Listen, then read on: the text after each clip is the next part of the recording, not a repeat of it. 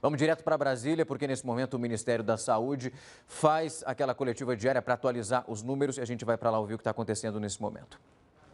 Da China. Por que existe essa diferença?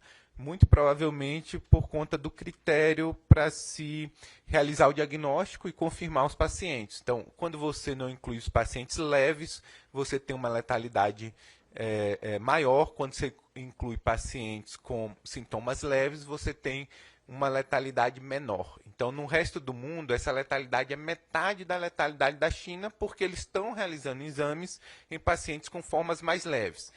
Essa letalidade no resto do mundo está 1,8% e a letalidade de influenza geralmente é em torno de 0,5%. Né? Então, a letalidade do coronavírus é um pouco maior que de influenza, mas bem menor do que o SARS e o MERS, que era em torno de 20% a 30%, como a gente no início das coletivas falava. Então, assim, é um vírus que se comporta nesse espectro, muito mais próximo do influenza do que próximo do SARS e do MERS.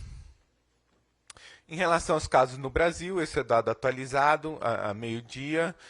Nós tivemos 5 casos novos confirmados, 4 de São Paulo, chegando a 10 casos confirmados. Importante salientar que tem aquele caso que é assintomático, é um portador assintomático, e um caso confirmado na Bahia. Então, são esses 5 casos a mais de ontem para hoje que foram confirmados. Importante ressaltar que, atualmente, nós não temos nenhum caso provável. O caso provável, se vocês se lembram, é o caso que teve contato com o confirmado.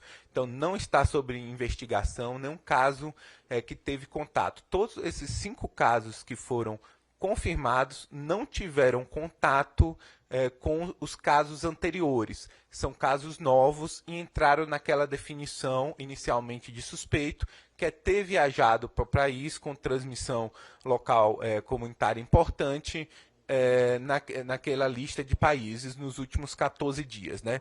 É importante ressaltar que desses 5 casos novos, a gente tem casos de pacientes que viajaram para a Itália, Reino Unido e Estados Unidos. Tá? Então, assim, desses 5 casos novos. Importante também ressaltar que o detalhamento desses casos será fornecido pela Secretaria Estadual de Saúde de cada estado. Tá? Como o volume aumentou, nós já temos 768 suspeitos, 13 confirmados e 408 descartados.